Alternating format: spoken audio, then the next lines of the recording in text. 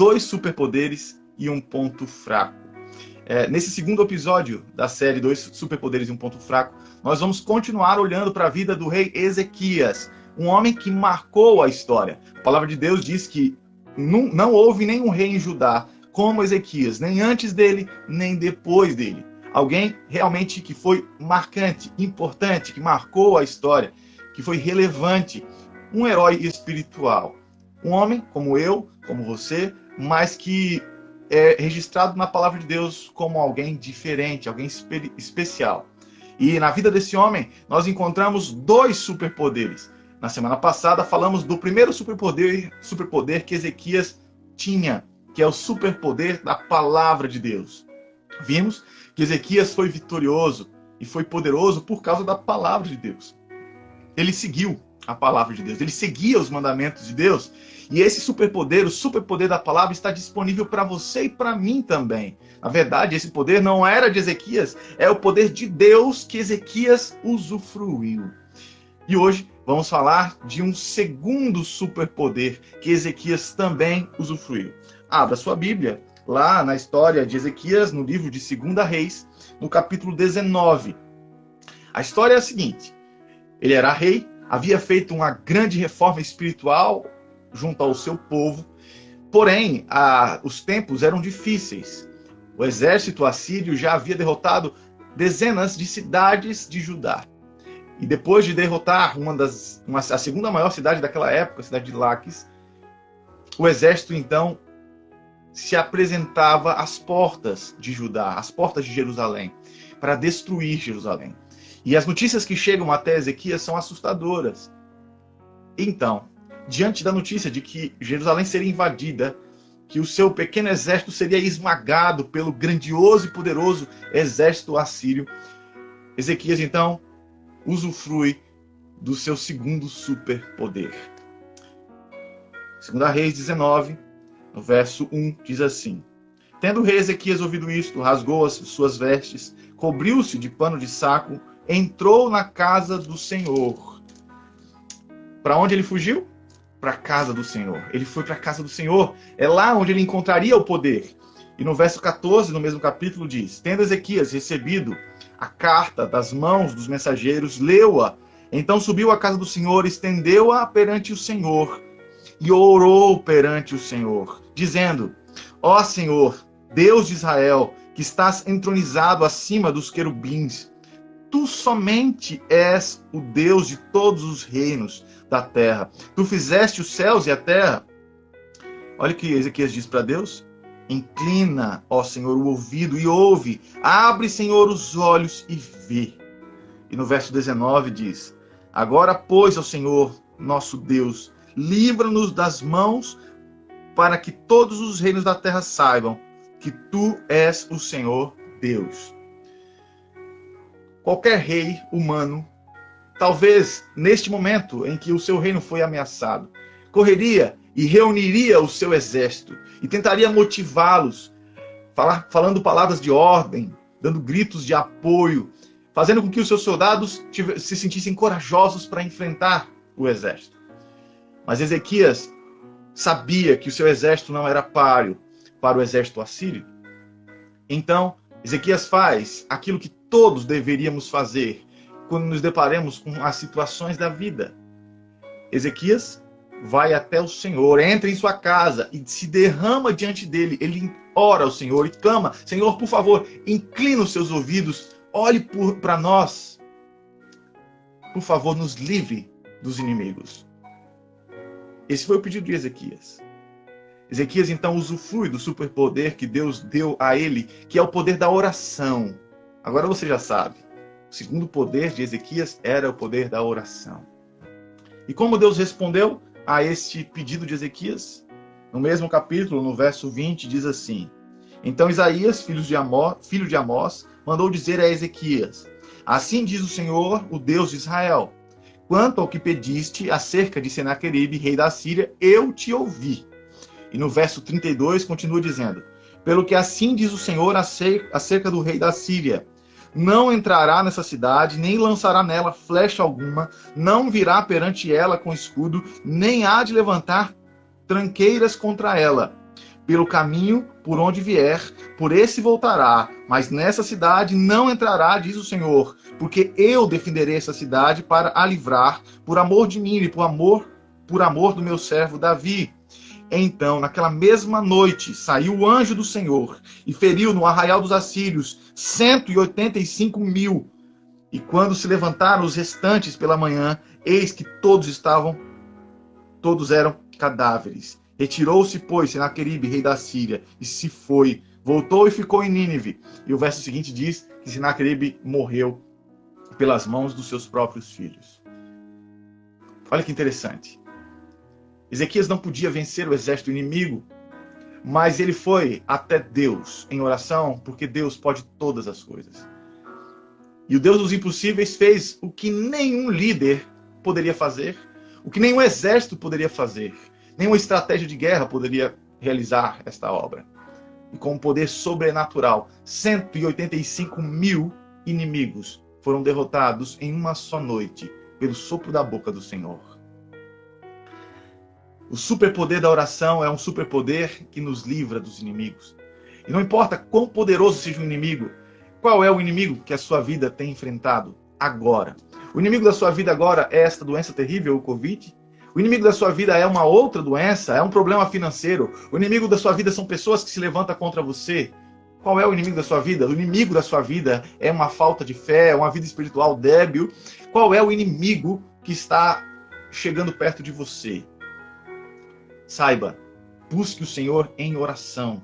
E esse superpoder está disponível para você, assim como estava para Ezequias. E Deus, pelo seu poder, há de fazer milagres em sua vida. Deus há de fazer milagres. Ezequias experimentou o superpoder. Mas você pensa assim, Deus ajudou Ezequias porque queria livrá-lo, porque queria livrar Israel, porque queria livrar o seu povo, não porque queria livrar um rei. Ezequias estava intercedendo por si, mas também pelo povo. E você pode imaginar que é quase que natural que o povo de Deus seja protegido pelo seu Deus. Já que Deus é um Deus tão poderoso, por que ele deixaria Judá sucumbir diante de um exército? Nós sabemos que a história continua. E no capítulo 20, do verso 1 a 3, nós vemos uma segunda vez em que Ezequias usou o seu superpoder, o superpoder da oração. Naqueles dias, diz o verso 1 do capítulo 20, adoeceu de uma enfermidade mortal Ezequias. Veio ter com ele o profeta Isaías, filho de Amós, e lhe disse, assim diz o Senhor, põe em ordem a tua casa, porque morrerás e não viverás.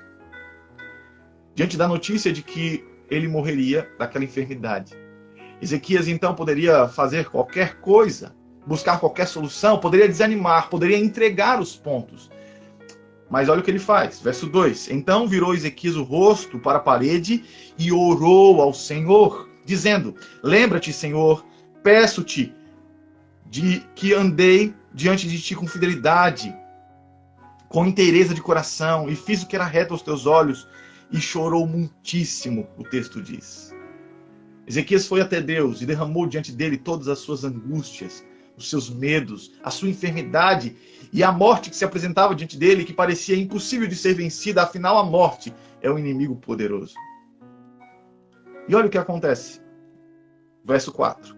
Antes que Isaías tivesse saído da parte central da cidade, veio a ele a palavra do Senhor dizendo, volta e dize a Ezequias, príncipe do meu povo, assim diz o Senhor, o Deus de Davi teu pai, ouvi a tua oração e vi as tuas lágrimas. Eis que eu te curarei. Ao terceiro dia subirás à casa do Senhor. Acrescentarei aos teus dias 15 anos, e das mãos do rei da Síria te livrarei.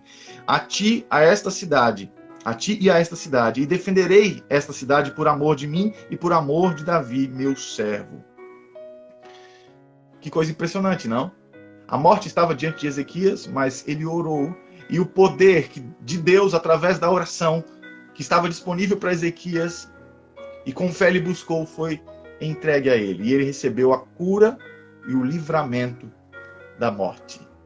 A oração é um superpoder que é mais poderoso do que a própria morte. É mais poderoso do que qualquer exército, mas é mais poderoso do que o último inimigo a ser enfrentado por todos nós, a morte.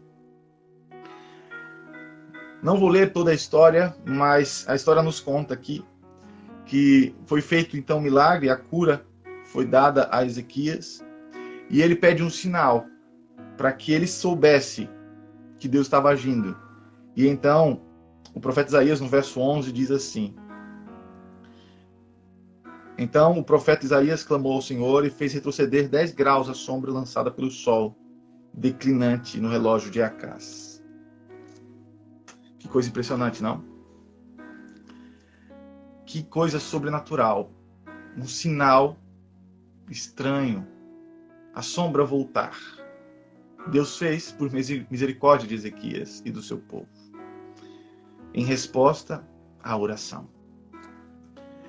2 superpoderes e um ponto fraco. O primeiro superpoder de Ezequias, como vimos na semana passada, é o poder da palavra.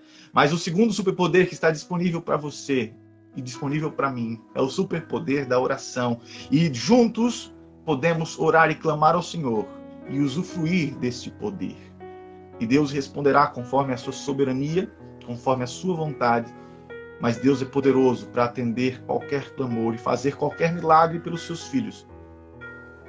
Livramento, até mesmo daquilo que parece impossível. Você crê nisso? Você crê nesse superpoder? Você quer desenvolver em sua vida o poder da oração?